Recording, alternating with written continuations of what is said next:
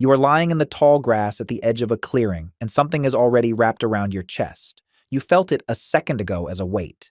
Now it is a pressure, a thick coil the size of your own arm, and every time you breathe out, it takes that space and keeps it. You tell yourself you have time.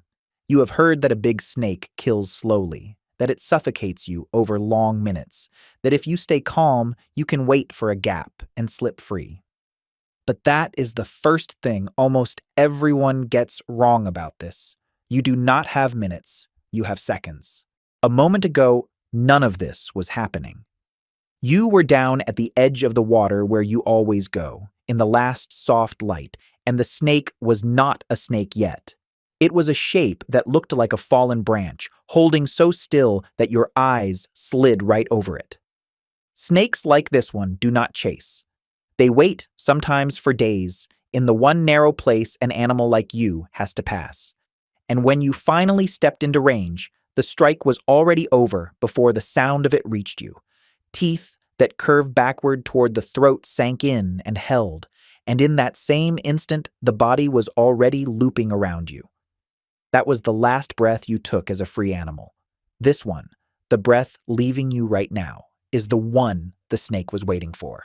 Because here is what is actually happening inside you, and it is not what it feels like. The snake is not trying to empty your lungs. It is built to read a body, and the thing it is reading is your heartbeat. Every time your chest falls, the coils follow it in and tighten, and they never give the space back, so the squeeze only ever moves one direction. Very quickly, the pressure pushing in on you climbs higher than the pressure inside your own blood vessels.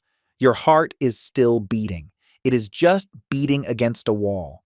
Blood cannot climb up to your brain, and a brain cut off from blood does not stay awake for long. So, the darkness coming for you now is nothing like the slow gray fade of running out of air. It comes fast, and it comes quiet. In the lab, animals the size of a rat lose consciousness within seconds of the blood flow stopping. Most prey is gone before it finishes struggling. That is the small mercy hidden inside a death that looks like the cruelest one in the world. And yet the killing was only the easy half of the snake's job. Now it has to fit all of you inside a head narrower than your own shoulders. And to do that, it is about to perform one of the strangest tricks in the animal kingdom. You have heard that a snake unhinges its jaw.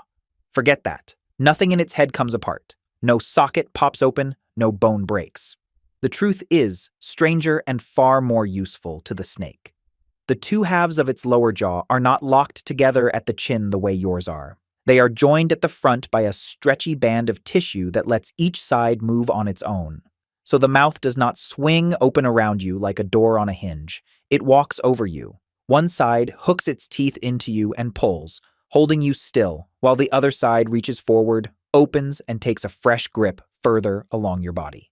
Then they trade. Left, right, each pull dragging you deeper into the dark. And you are going in head first, and there is a reason for that. Head first, your arms and legs fold back flat along your body and stop snagging on the way down, so the snake almost always works its prey around until the head points the way it wants. Once that begins, going backward is not something you get to choose. Every tooth in its mouth curves toward its throat like rows of hooks, all facing the same way. They let you move one direction only. The harder anything pulls against that grip, the deeper the hooks set. There is no gap to wait for anymore. There never really was. Now, you would think a mouth this full would leave the snake choking. It swallows something almost as wide as itself, slowly for many long minutes. So why does it not run out of air the way you just did? Because it brought a solution with it. The snake can push its own windpipe forward, out along the floor of its mouth, so the opening sits at the very front, past your body, like a snorkel held out ahead. It breathes the entire time it takes you in. It is patient in a way nothing hunting you should be allowed to be. Behind the teeth, waves of muscle take over the work. Ridges run down the length of its throat in slow, steady pulses, and each pulse moves you along, past the point of no return, into a narrow, warm tunnel that closes behind you as it goes. None of this is rare, and none of it is exaggerated. This is the everyday work of the big constrictors. Pythons in the forests of Asia, boas in the trees of South America, green anacondas in the flooded grasslands where the water hides how large they really are. The biggest of them can take down and swallow prey the size of a wild pig or a small deer whole in one piece, exactly the way it is taking you. To them, a meal like this is not a monster's feat. It is dinner, and it has been dinner for tens of millions of years. If the quiet corners of the animal world are the parts that pull you in, the ones most people would rather look away from, this whole channel lives down here. Subscribe and stay a while, because the tunnel you are in has an end, and you are almost at it. At the bottom is the stomach, and the stomach is where you truly disappear. It floods with acids strong enough to work on bone and with enzymes that take a body apart in an order. The soft parts go first. Muscle, the lining that held your insides in place, all the tissue that made you a shape. Then the organs. Then, over days that stretch toward a week and beyond, even your skeleton begins to soften and break down into something the snake's body can pull in and use. And how long the whole thing takes depends on something you would never guess. Heat. A warm snake digests you far faster than a cold one, so the sun the snake lies out in afterward is not rest. It is fuel for the furnace working on you from the inside. While you become part of it, the snake itself is going through something violent that you never see. A meal your size is a shock to its entire body. Between meals, this animal runs on almost nothing. Its gut shrinks, its organs idle, and it can sit for weeks doing next to nothing at all. But the moment you go down, everything switches on at once. Its intestine swells back to full size within a day. Its heart grows measurably larger to move all that blood. Its whole engine climbs to many times its resting rate just to break you down. It is the most expensive thing the snake ever does.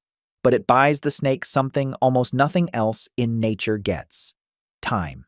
Once it is finished with you, it is finished with the world. A snake this size, after a meal this size, does not need to hunt again for weeks, and a truly big one can go months without eating at all. So it moves off, slow and heavy and calm, and it finds a warm place to lie still and let you become part of it. And that is the last strange thing about the way you go. There is no grave. There is no mark left behind. The edge of the water where it caught you looks exactly the way it did an hour ago. The grass already standing back up where you were lying, the light almost gone.